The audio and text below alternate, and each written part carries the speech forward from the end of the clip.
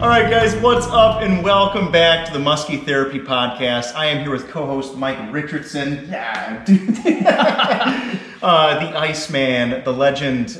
Speaking of ice, we are about to go ice fishing tomorrow. Yeah, I'm pumped, dude. I love the ice season. Like, don't get me wrong, I love open water, I really do. But ice fishing is like it's special.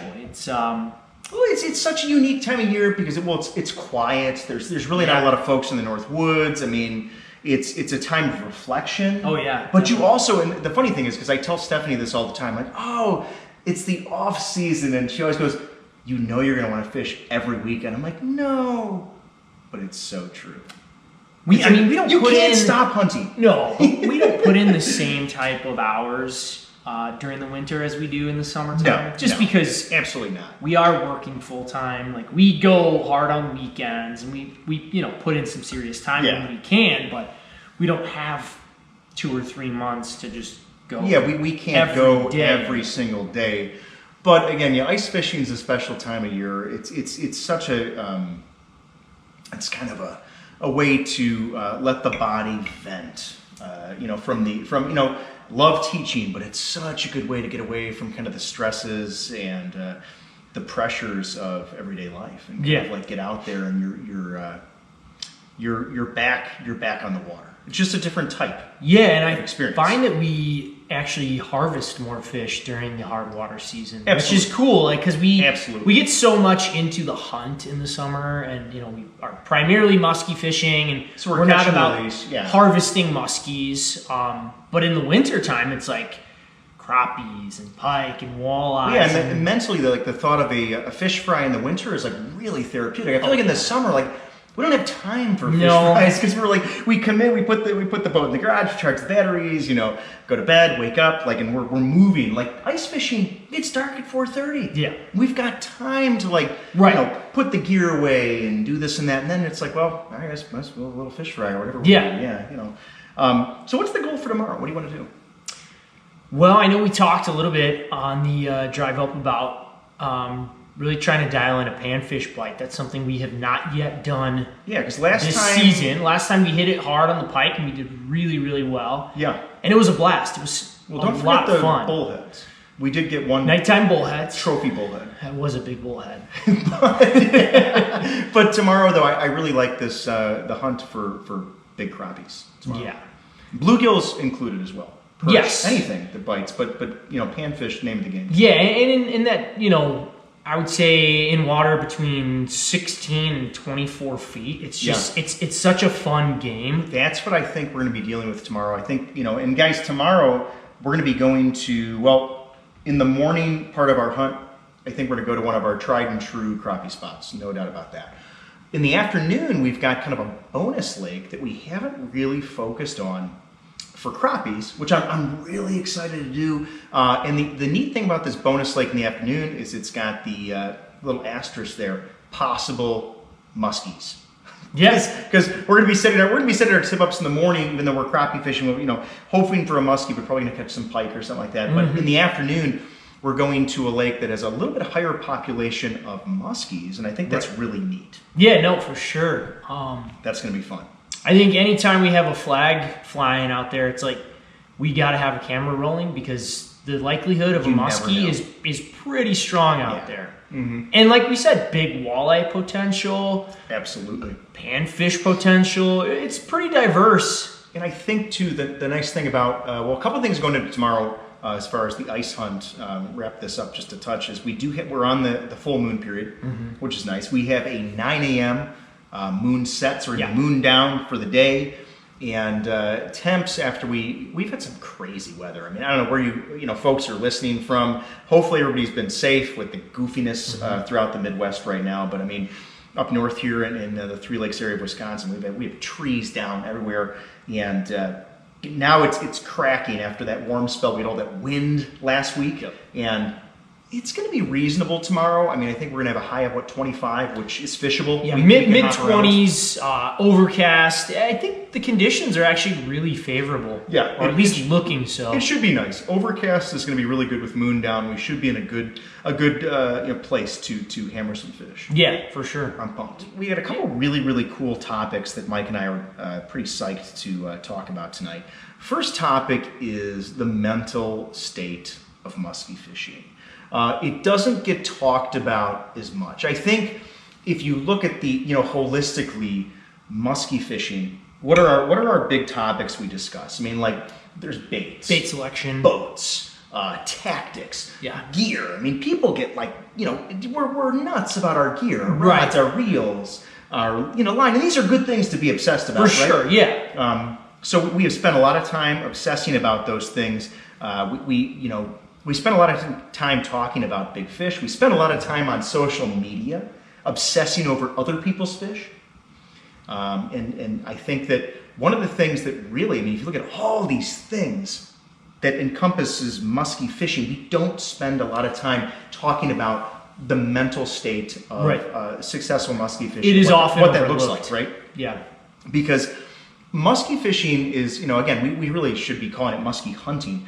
You go through, I mean, for most of us musky anglers, really everybody, it doesn't matter how good you are.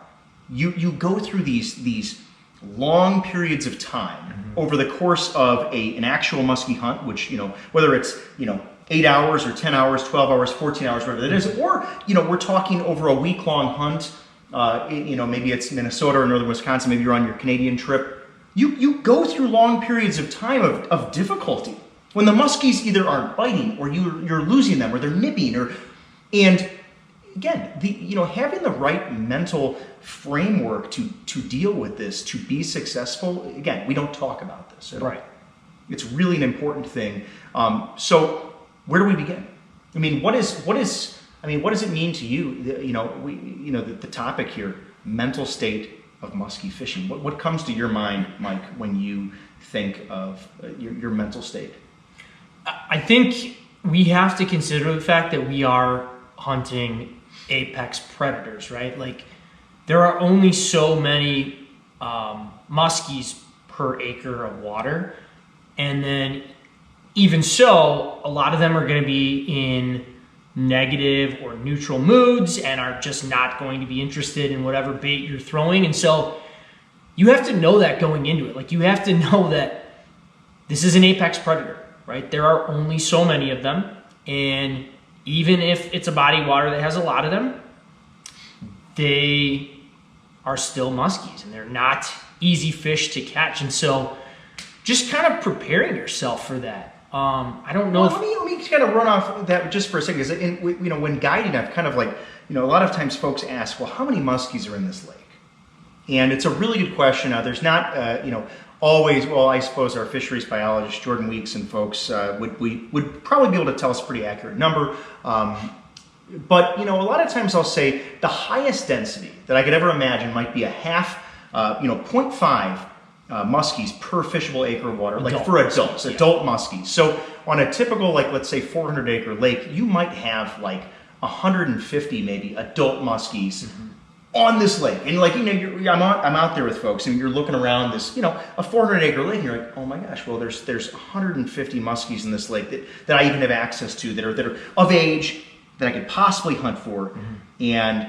And then you say, well, how many are right in front of me? Or where are they bunched up? Are they schooled up? How many of them are suspended? Right. And it sounds like maybe a lot, but maybe to some folks that are listening, 150 muskies or 100 muskies might not sound like a lot. And it's really not. And we're seeing, in this day and age, right? I mean, I'm not going to get too carried away with this idea, but like, how many muskies are caught 2 times, 3 times, 4 times in the same season? How many muskies that you and I have caught together, right. The Musky Mastery Pro staff that we've caught multiple times. I mean, this is a small, it's a really finite resource. Or I shouldn't say finite, but it's a renewable resource, but there's not a lot of them out there. It's tough. Yes.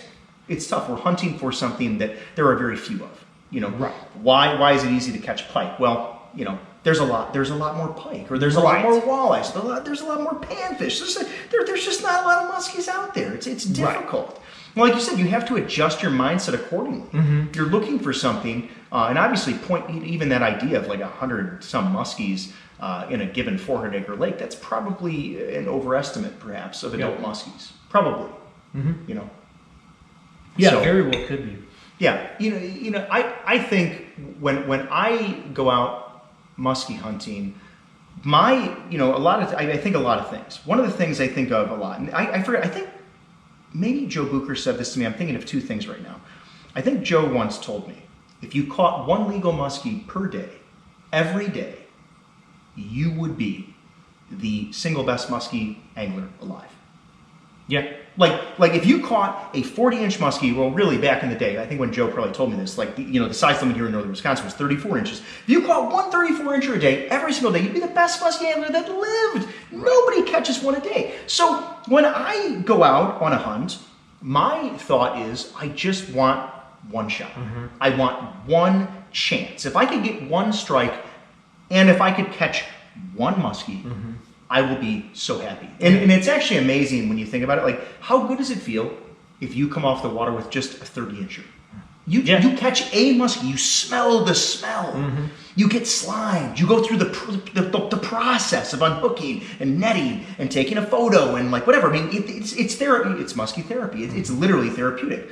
That's my mentality. One strike. Yeah. That's what I shoot for.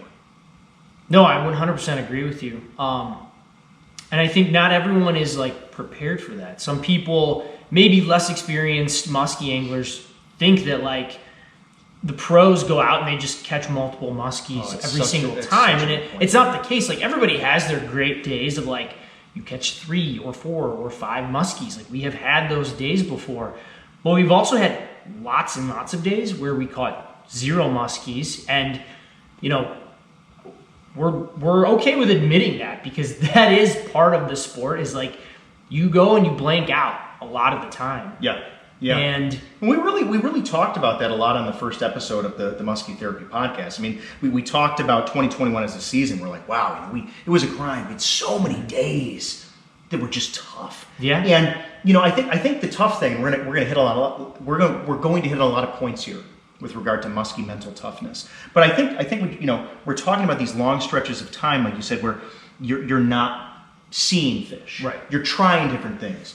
And sometimes, I'm just thinking, like, mentally preparing for it, that one opportunity can come at any time. This kind of brings up a funny story here. I never have the heart, for example, and I'm going to kind of go off on a tangent here. On a half day, like I would say this is sometimes the most brutal thing. Other muskie guides that might be listening, or if you've guided, you'll know. Even if you haven't guided, you'll know.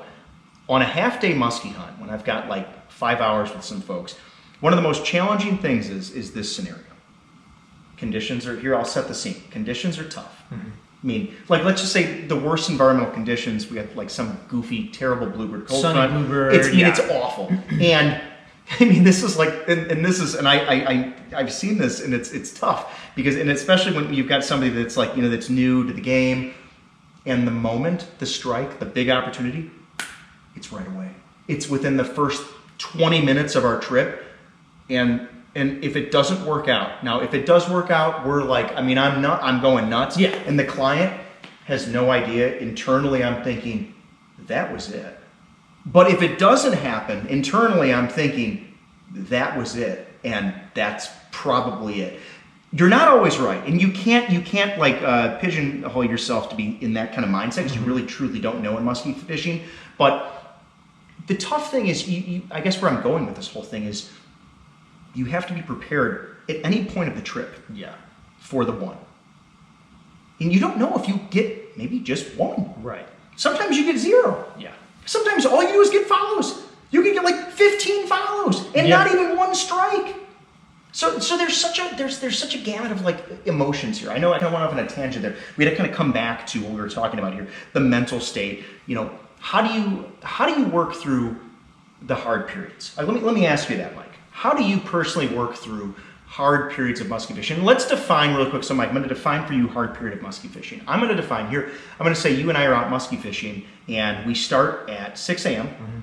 And I would say we fished from, let's say we launched the boat at 5:30. We fished solidly, camera set up from 6 a.m. till noon, and there's no muskie in the boat. 6 hours. What are you, like, you know, physically, mentally, where are you after 6 hours? Where are you at? What are you thinking? I think it's noon. We're going to have a lunch break, and, you know, we're going to come. Where are you at? For me, personally, it's like two things come to mind. Is one is like just the mental preparation that I go through personally of like reminding myself that this is musky fishing and that it is the hardest form of freshwater fishing. And so when you kind of remind yourself of that, you know that it could be exactly what you described. It could be going out and you fish for 6+ hours and you don't see a single fish. And so when you kind of prepare yourself for that mentally, I think it does make it a little bit easier to just keep grinding it out. The other thing that I think this is a dynamic that we definitely have on the boat that I would imagine a lot of musky anglers probably have. I know where you're going. Is right just like humor is kind of what gets us through the really tough periods. Wait, no, this is okay. We're probably our most creative after 6 hours of like seeing zero muskies. We've probably made up our best songs. Okay, so joked about the most ridiculous folks things. Do not know. I mean, Musky Mastery fans, and I'm sorry we don't include this in our videos. We probably should. Somebody's going to message like, please put the outtakes in. We have seen some funny stuff unfold on the camera before muskies hit. Gosh, yeah. And well, okay, I guess I'll just start with this. Some of the audio that I have had to edit out of some of these musky videos is horrendous. Some of the worst songs, you could ever imagine. Mike and I are singing together on the boat, and they're not like, they're just bad. But I think you're right though. Part of the mental toughness is having fun with it. Oh, is yeah. The jokes that you know, the songs, the different scenarios we try to put ourselves in, and some of these things, right. You know, some of the things we talk about, you know, obviously we're not spending the entire time of the day like making, you know, knock jokes, but we're also like talking strategy and talking biology and trying to put the pieces of the puzzle together. But like you said, you have to have fun with it. If you're not out there laughing, I have told this to clients, and some people that don't know me, they come on the boat and they're like, Can we talk? I'm like, please do. Please do. I know, please do. I'm like musky, like the process of musky hunting. It's a neat art because you always have to be paying attention, and it's easier said than done. But being able to pay attention to what you're doing, but yet also carry a conversation with somebody, you're gonna be going like what gets me through? I mean, think about this, man. I was thinking about this on the drive up this morning. Think about the conversations you and I have had on the boat over the last decade plus. God, I mean, we have talked about everything. Yeah.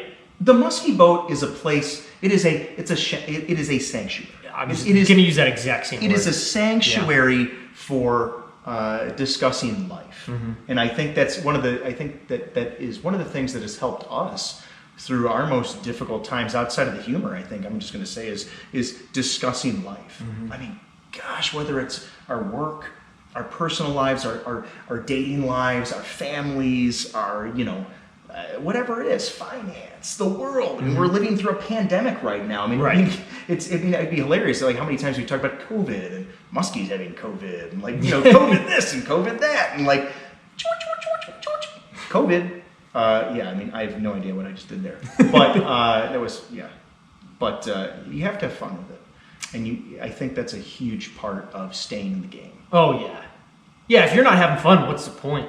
Yeah, and if you're not good with humor, you might want to go on Google and look up some jokes for your fishing. I mean, you gotta keep it real out there, right? I mean, if you're not laughing on spot, by spot 3 or 4, you're I don't know. At least for the way we do it, I mean, I would say you're not doing it right. You're not hunting. You gotta have a good time. Yeah. You know, when you're in the tree stand, you gotta be quiet. Yeah, I was gonna say that is one of the main differences between hunting and musky angling or musky hunting is that you can joke around and talk and it's encouraged. Whereas if you're in a tree stand, you really can't do that. It's not the same. And so just like the interaction between your fishing partner, I think is one of the things that makes it really fun and entertaining. And I want to kind of riff off that, because people are going to be like, well, are you always joking around? And I would say, well, no. No. There are long periods of silence. Well, okay, there's sometimes long periods of silence, but the one thing that I want to talk about that I think we don't have to talk about it too long is that there are spots, obviously, where the jokes, and Mike and I could be in the middle of our funniest joke of the day or our best song we've made up, but when the boat passes into a certain realm on a certain spot and you're on the spot on the spot, yeah. The jokes, well, first of all, for two reasons. One, we're rolling the cameras and we'd like hopefully the scene that's about to go down to sound professional, but two, so you can obviously mentally prepare, because when you are joking, I think you're not completely in tune sometimes to what you're doing. You're having a good time and you can make a mistake, and you have to think about that.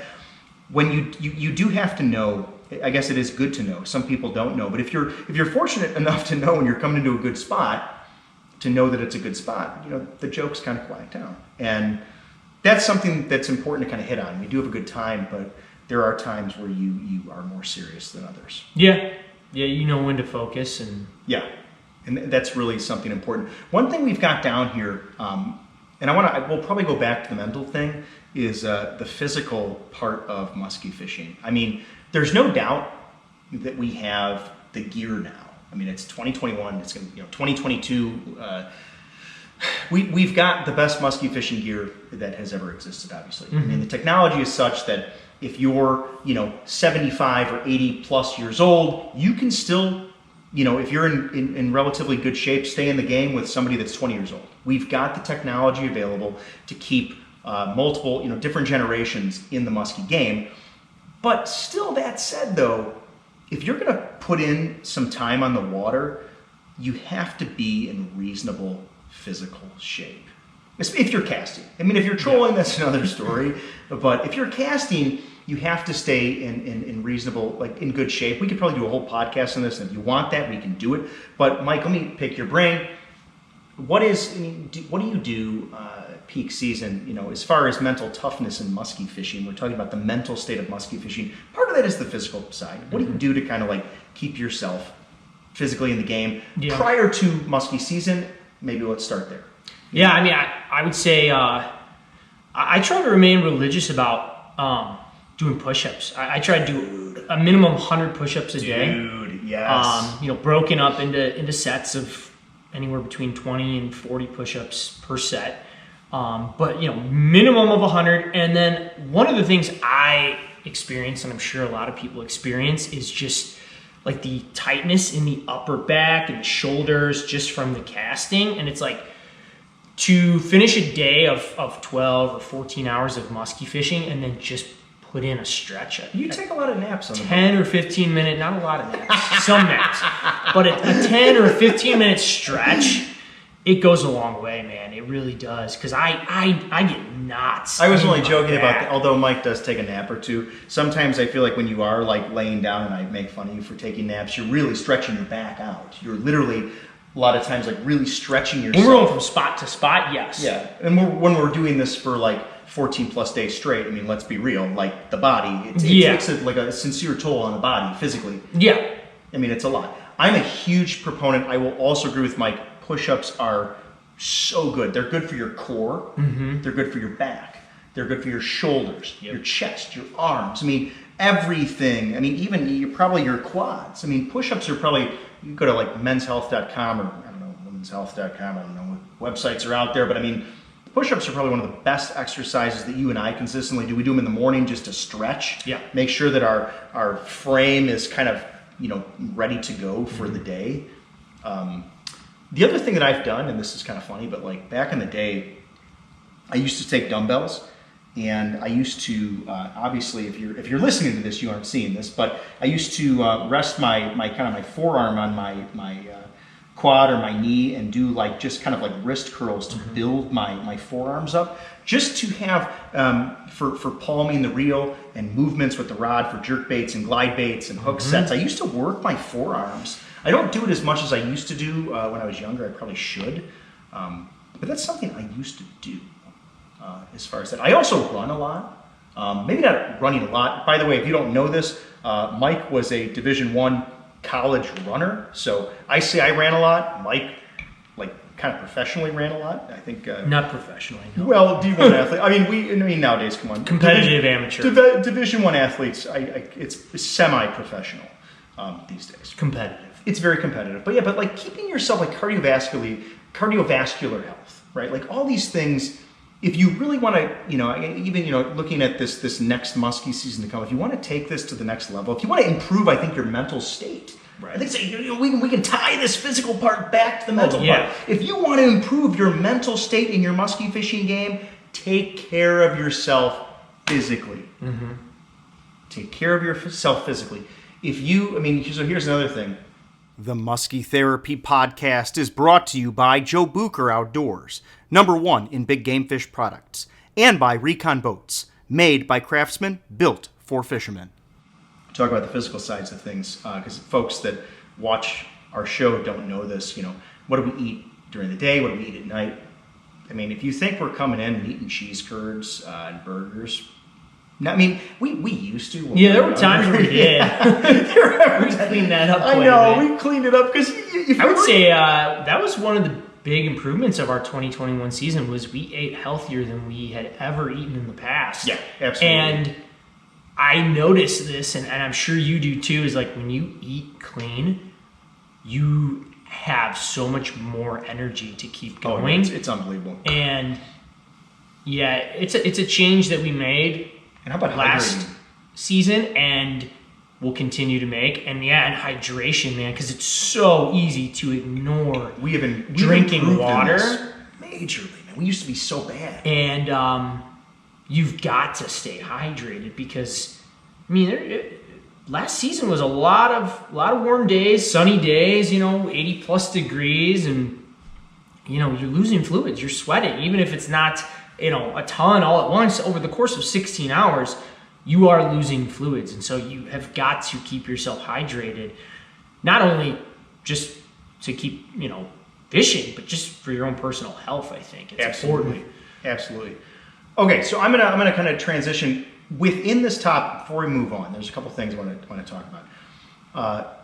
One of the points we have on the agenda is setting yourself up for success. I want to throw something out there just with regard to setting yourself up. We've talked about mental and physical part, and now we're going to bring it back to success. I don't care if you and I are on a numbers lake where we're expecting to get a shot at 5, 6, 10 muskies in maybe even a morning, mm-hmm. or if we're on a trophy lake where we're maybe looking for one big fish that could be, push the 30-pound bracket. I think that one of the things that I think about as far as setting myself up mentally for success is to stay humble and to treat every strike the same. I don't think, it doesn't matter what kind of lake I'm on. I think that because muskies are so hard to catch, I think part of the thing that I try to focus on is treating every strike the same way, with the same fundamental movements, good fundamentals. Got to have good fundamentals. And I think that when you're humble about it and you really, it doesn't matter what kind of body of water you're on, I think that it kind of like puts you in that framework where everything counts. Everything counts. And whether it's one strike or whether it's, 2 strikes, whatever it is, that one strike is the make or break for the day. Mm-hmm. I think we've kind of hit on that a little bit, but that's the mentality that I think of is treating that one strike with dignity. If that's a thing. I would totally agree with you, is that if you approach every strike as if it is a 50-pounder, the day that 50-pounder strikes, there's nothing, it's no different, right? Because you've been doing that your entire fishing career. Every single strike you've ever had, you have treated as if it is the most important strike you've ever gotten. Really, and so it's kind of like a muscle memory thing almost. I 100% agree with you, is that you might get one opportunity on any given day, and it could be a 30-incher, a 30-pounder, or a 50-pounder. And you got to treat them all as if they are the biggest fish of your life. Okay, and I'm rolling off that because that's the next topic. And because you're reminding me of something, but what do you think about during the long stretches. Okay, so we're getting kind of back to that mental state. Long stretch of just nothing's happening. Maybe we're telling some jokes.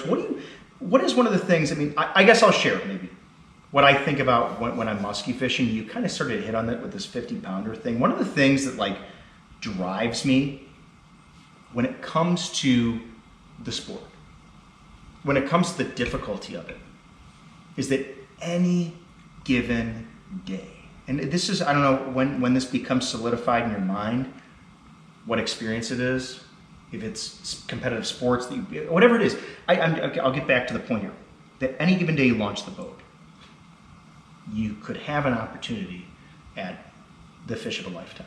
And I think that's one of the neatest things about the sport of musky fishing, or we should say musky hunting, is that no matter what kind of water, relatively speaking, that you're hunting on, you might set the hook into something truly gargantuan. I mean, and I think, again, I mean, like, people ask, why do you use 80-pound test? Why do you use these big rods? Part of it is, the durability, obviously. We're fishing around all these snaggy, nasty cover, and muskies are big and tough. But, is there a shot that you and I could hook into a 60-pound fish? Yeah, there is. And some of that is always inside of me personally when I'm out at a hunt.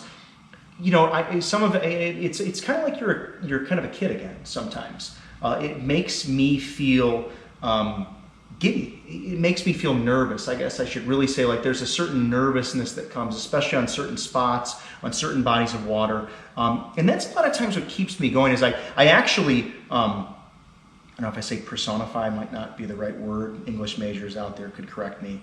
But how many times have you kind of visualized? A lot of times when I'm out there fishing, I'm like literally visualizing like muskies coming in, and like I'm imagining giant ones, like scary big ones sometimes, and I'm hallucinating them in the water.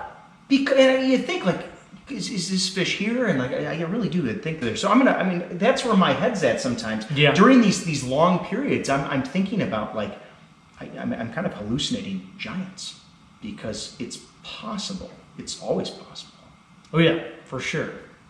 That's what keeps us going, is knowing that that's a possibility, is like the hunt for a freak. Yeah, I mean, for real, right? Not just a big fish, a freak of a fish, because they do exist. I mean, hey, I think that's part of the neat thing about Minnesota state record. Got broken. Was it 57 3/4 inches? It was like, I forget how many pounds. 55. 55 pounds and change. It was bigger. Yeah. Over 55 pounds. I mean, those fish exist. A freak.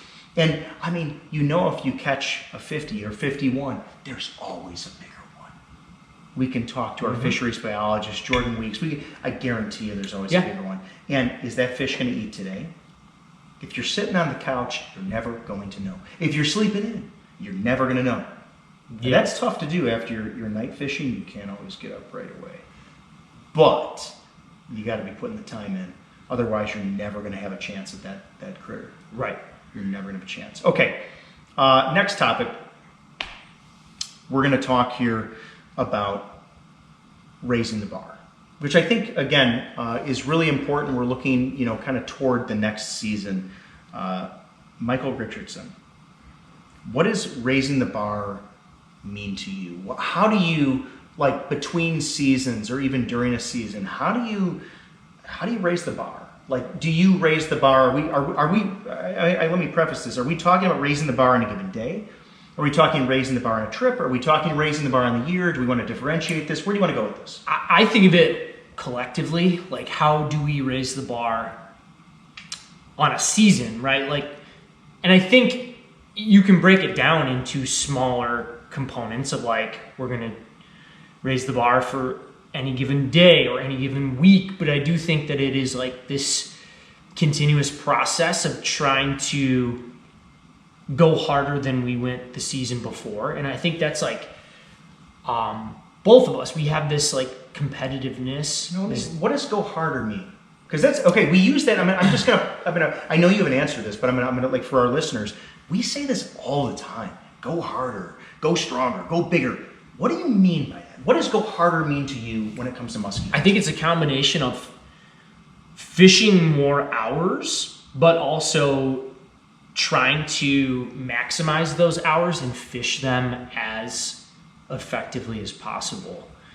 I mean, if we were to look at like what you and I did 10 years ago, we were still fishing hard 10 years ago. There's no doubt about that.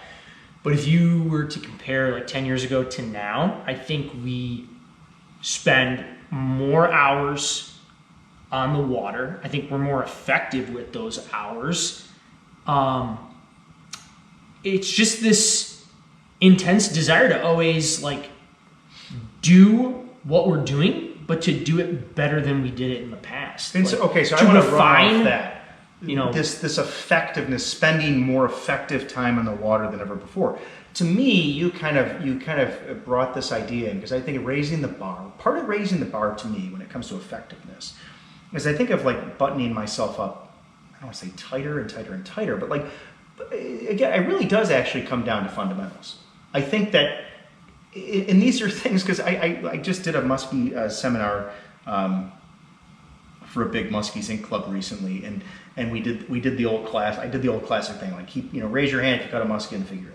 Raise your hand if you caught 5 in the figure 8. Raise your hand if you caught 10. And then we go, how many of you have seen more than 10 fish? Everybody's hands go up.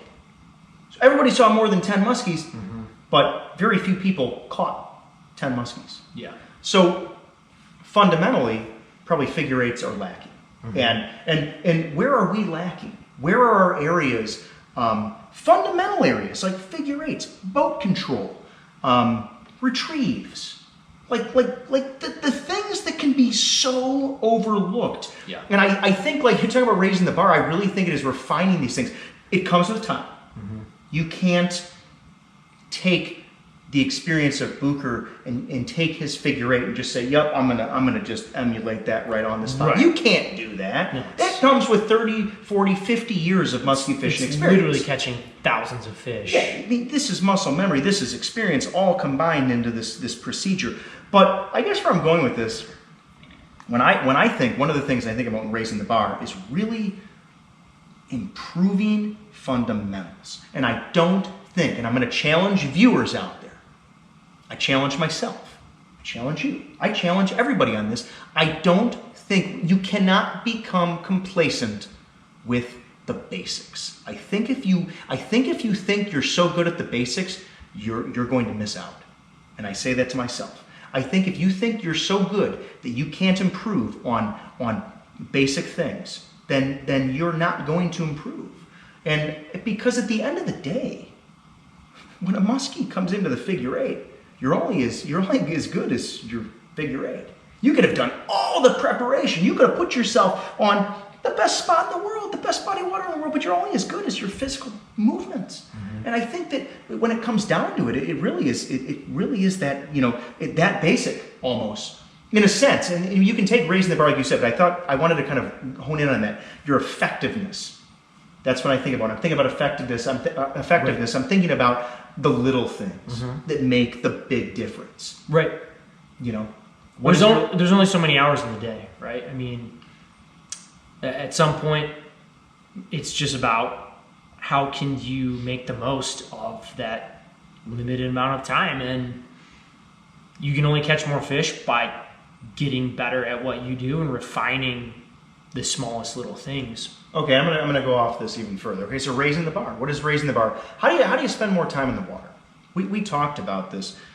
Mentally preparing, physically preparing. I think we talked about your eating, but spending more time in the water is like this big picture idea, and you have to. It is so difficult to do because if you have a family or if you have kids or if you, but eating clean, going to bed early, not having too many cold sodas, and really dialing yourself into you have to be almost religious, or you have to be robotic about going to bed at a certain time and waking up at a certain time. And even then, you're not going to get a lot of sleep. I mean, you are. It is kind of a balance of burning the candle at both ends, I think. You look back at what we were doing in July, and we were getting 4 or maybe 5 hours of sleep a night. Yeah, and in coming to terms with that, and finding enjoyment in it, I think is a really neat thing. Like finding enjoyment in the, let's call it the pain and suffering of musky fishing. Well, your physical pain and the tiredness, in owning it though. Yeah. Because the season isn't forever. No, yeah, you take pride in that. Like, I think there is something to be said for like a 4 a.m. wake up, like the alarm goes off and like nobody really wants to roll out of bed at 4 a.m. when you went to bed at midnight because you were fishing well and, you know, past dark. And on 4 hours of sleep, the alarm goes off and you're tired. But you also take pride in the fact that like, this is just what we have to do right now, right? Like this is the lakes are calling. And like you said, you're not going to catch muskie sitting on the couch or sleeping in. And it's funny when we do this for like weeks on end, and even hardcore muskie anglers, you know, like our good friend pro staffer Michael Conti, he comes and he joins us for a week of it, and he's like, "How do you guys do this for like 2.5 weeks straight?" And I'm like, "How do you do it for 3 months straight?" Or months. It's like, you know, how do you do it for, you know, how do you do it for 5 months? How do you do it? And sometimes you say, I don't know. You do it because every day you get up, you have a shot at the giant. Yeah. I want to say something that I think is going to be, I'm hoping it's going to be profound. As far as raising the bar, I was just thinking in the back of my mind about this. I think it's a really important thing. Outside of a lot of the things we've talked about, but one of the things I want to bring to the table about raising the bar, I think this is so important, is in a given season. Because sometimes, here, let me preface it with this. You can have the best season, let's just say again, 2020, for the two of us, was one of our best years ever. Great, it was a great year. We're still editing all the content we created. It was nuts.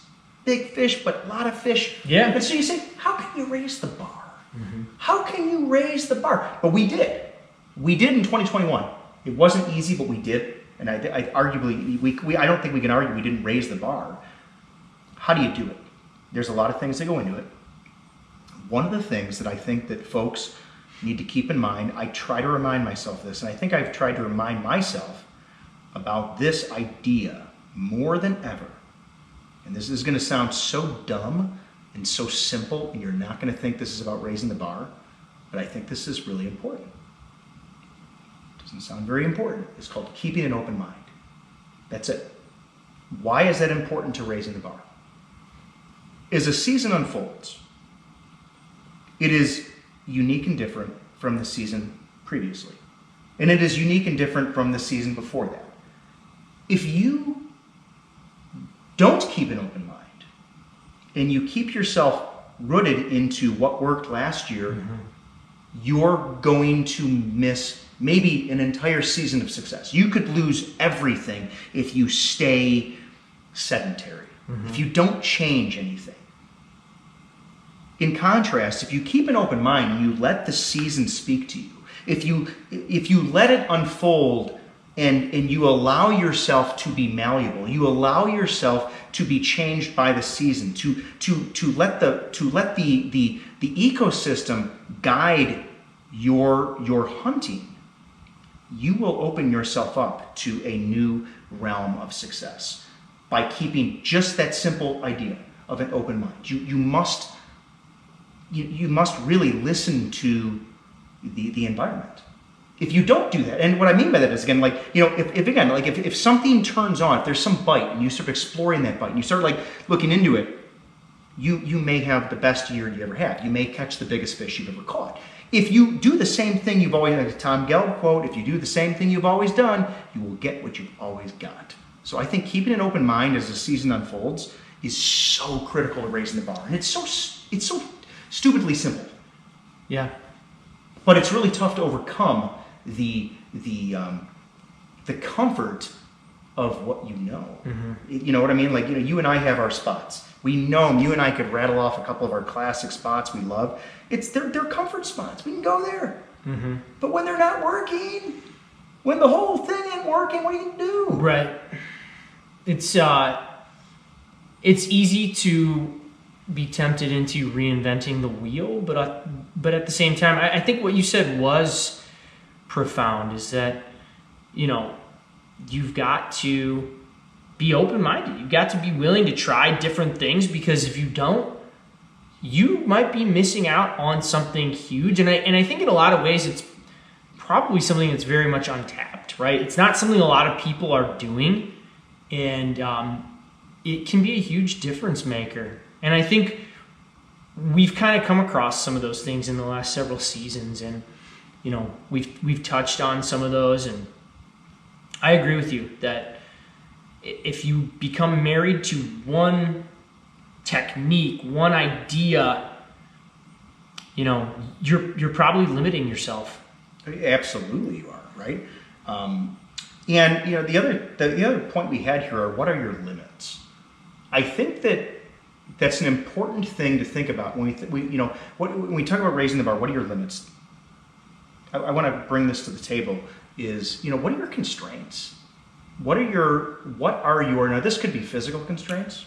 Some of you folks listening maybe can't cast for a long period of time. And we know some of the folks that we're really good friends with, they can't cast for more than an hour. And then, that's a constraint. Mm-hmm. You need to identify that. If you're going to raise the bar, you need to take a hard look at yourself, and you need to identify where your weaknesses.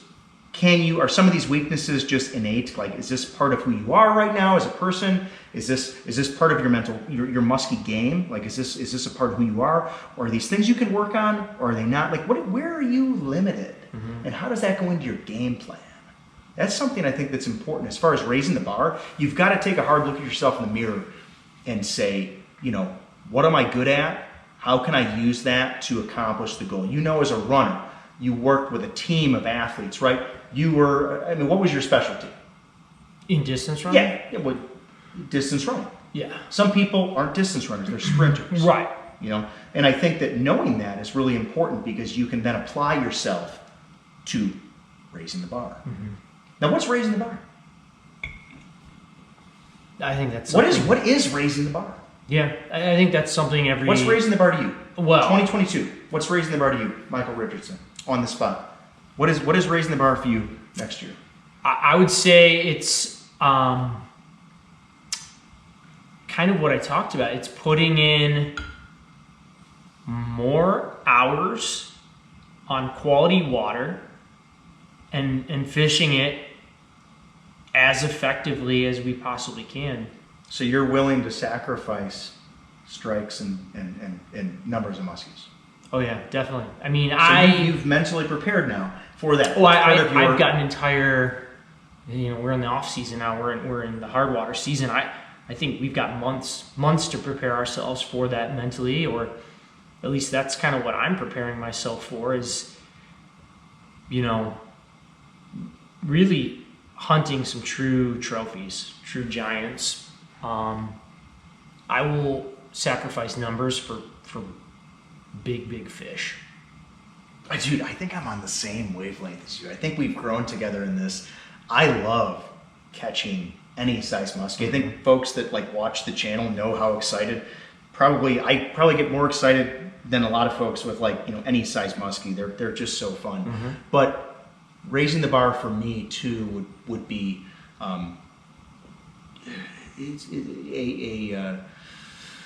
striving to catch more truly big fish, mm-hmm. the rarest fish, which we're going to talk about in another podcast, rare fish, big fish. But how do you catch more big fish? Yeah. It's not just about putting time in. Right. Although time is important, it's where you do it and how you do it right. that is really kind of can set yourself apart. But yeah, I would agree with you, man. I'm willing to sacrifice strikes and numbers of fish. It's tough to do in the beginning of the season when you haven't quite cracked a big one and you're itching for a fish, you're itching for a couple fish. Yeah. It's tough to do when you've got contractual work to do mm-hmm. for our various sponsors, which are amazing. They don't pressure us, but hey, we pressure ourselves. It's tough to do when you got to put episodes out. Right. And you don't have a lot of stuff to work with. It's tough to. I mean, that's something we could talk about. How do you focus on, hunting big fish and going to waters where you know you're going to sacrifice like days to catch a fish when you don't have any muskies on camera to begin with.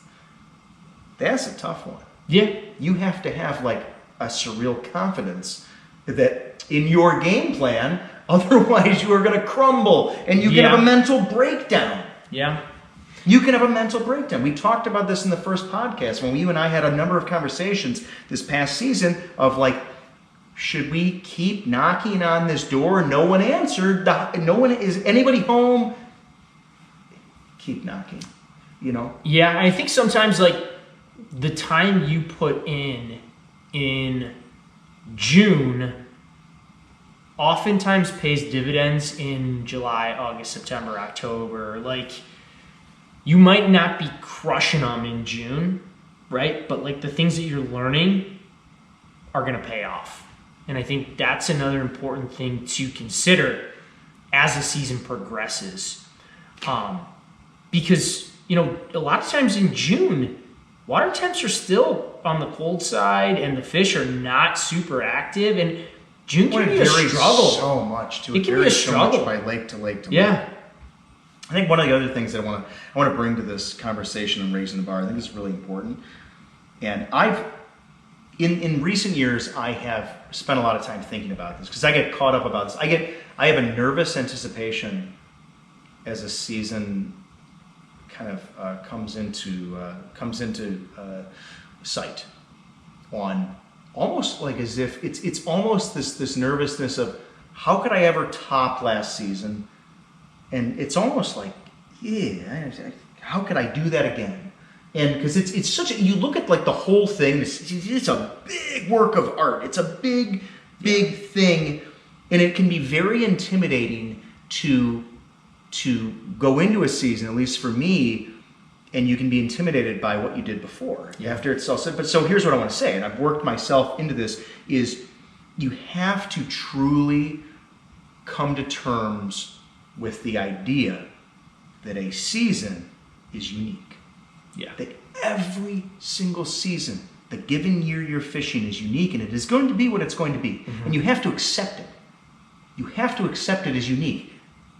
In whatever way it is, it may not, whatever it is, maybe it's more numbers, or maybe it's less numbers in big fish, whatever it is, maybe it's more tiger muskies and less, whatever it is, it is going to be unique. And I think you need to not compare the season you're in to, in a way, like I think there's importance in comparing and contrasting, like what you did last year, what you did this year, obviously. But what I'm getting at is more holistic. I don't think you can get yourself into this mindset of this year is going to be like this year. Right. You really have to own this idea of it is an unknown, and you have to be cool with that unknown. I think that's a big part of raising the bar is not getting into it's this rolling with the punches type thing. Yes, but I would say another thing that you have done really, really well from season to season is celebrate the individual victories, right? Like every fish is special, every catch is unique and amazing in its own way, and so you have to celebrate those victories, whether it's a 30-incher or a 30-pounder. Like, they're all special, they're all challenging, and when you take the time to do that, I think that's important. I think, I watch. Obviously, I get to spend a lot of time with you on the boat. We fish together a ton, and I still watch every single video you put out. I would say probably send them to me and to Brian and Michael Conti before anybody else. But I watch, every single muskie you've ever put on film, and I would say your level of excitement for every single fish that you catch is there. All the time, 100% of the time, and it's genuine. Like, it's truly genuine. You are that excited about every fish because, again, they are that special. They are that challenging, and I don't know. It's like you approach it the same way like a kid who's catching his first muskie of his life would approach it. Like, and as long as that never goes away, and you continue to celebrate those, individual accomplishments, the sport can never get old. Like, it never gets stale when you are that excited about every single muskie that you put in the net. Dude, well, I appreciate that compliment. I would say the same to you, man. I was like literally thinking about a couple of the fish you caught just last year and how like just pumped you were about the catches. It was incredible. I also want to throw this in too, as we talk about raising the bar, because there's a lot of things we can talk about, and I think we can include some of these in another episode. You know, one thing we haven't talked about, but we can talk about another time, definitely a topic for another time, is research. There's definitely an R&D side of things. This isn't necessarily, I forget what we were initially going to call this particular podcast, but R&D is not always for new waters. R&D can be for your home waters. I think that's a really important part of raising the bar is the learn. You and I are both educators. Is the learning process, and really focusing on learning, and learning something new about your water, and kind of goes back to having an open mind, but it can be in the off season doing your research, making some phone calls, looking at maps, exploring, reading some books. Watching video, I think like this, you know, one of the things that I think we, you know, in the 20th century here, 21st century, is we have this really neat ability now. We can watch the best muskie anglers on camera and watch their movements, emulate them. I mean, it's like having like your own personal session. You know, right? Your own personal trip, right? With somebody, you can watch them on the computer. And I think it's just another thing we talk about raising the bar is just watching people doing your homework. Outside of the muskie season. Well, I know we talked about like a potential future topic for us to discuss on the podcast would be the love that you have for your own home water. But I think another really interesting angle would be to look at your own home water, but like in a different light, and to try to approach it in ways that you've never done before.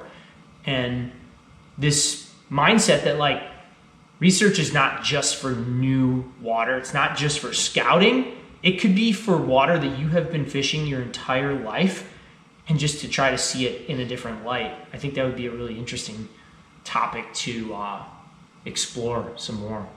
And I still think, and I guess this is the guide in me, and I don't want to be like too. It's just I just think it's important that I think of clients, think of me when I was younger. I think of me now. Actually, I should say that. I think of me now. I still come back to raising the bar. I'll end this will be my last comment on raising the bar. Is fundamental skills. I just think that I think of all these. I think we can have these grand aspirations. You can think of moving mountains and building pyramids and lake X's and tactics and reading the next and the best and the watching the video. You can think about all these things. And I was even thinking I was going to say, oh, should I tell the listeners to write down some ideas, and maybe that's a cool idea. Maybe that's something to focus on with raising the bar. But I still come back to like I think truly the folks that I encounter, at least from a guiding perspective, raising the bar comes down to the little things. Raising the bar comes down to fundamental skills and focusing on things that you probably think you're really good at, and if you want to really improve, and that's not for everybody, but it kind of is for everybody. But maybe it's not for everybody. Maybe it is for everybody. I don't know. But that's just something I keep coming back to on this, is making sure that you're constantly improving in the small areas. So I don't know where to go from that. I think we had a really good conversation tonight. Yeah, I enjoyed it, man. It was really nice. I mean, we definitely have some ice fishing to do tomorrow. Yes, looking forward to that. I want to thank you for giving me the opportunity to co-host this podcast with you. I'm also hoping you get some seriously more interesting guests on the show in the near future. Dude, I can't thank you enough, man. Dude, this has been awesome. I mean, we spent so much time on the water together, whether it's open water or hard water. I mean, it's always an adventure, man. And I think that the neat thing about this sport is that it never ends. You and I, God willing, knock on wood, that we'll be 80 something years old, and we'll still be trying to figure it out. Mm-hmm. And we'll be better. In some ways, maybe. Yeah. But physically, it'll be a challenge. It'll be a challenge, but the experience.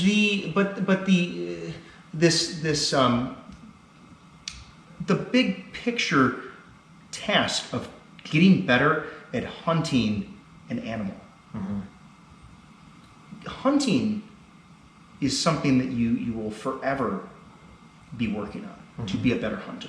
And I think that's the coolest thing about the sport, is that it doesn't matter how old you are, how long you've been in this business or this sport, you have always something to strive for. Mm-hmm. You have always something to learn.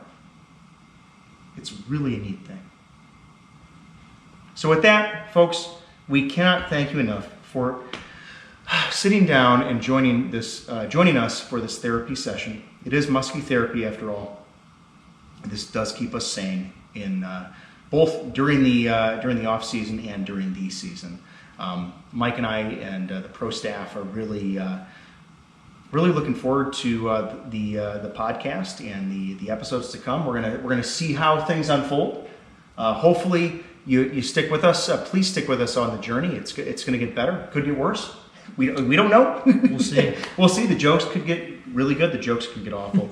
We're definitely gonna have some special guests come on board here as the show kind of unfolds, but we'll see where it goes. As always, Mike, any closing comments before we kind of kick things off?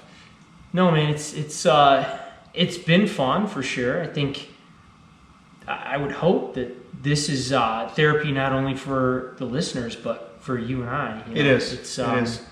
It is therapeutic in nature to just kind of reflect on the season that we've had and to start thinking about what the next season will look like. It's just it's a never-ending process, you know. It is, and it's fun. So it's time to prepare to catch some crappies tomorrow. I'm excited for that, dude. I'm so excited. Yeah. All right. Awesome. Well, folks, really hope you enjoyed this episode. Thank you for listening. Thank you for watching. And we're really looking forward to seeing you soon. So, as always, thanks for watching.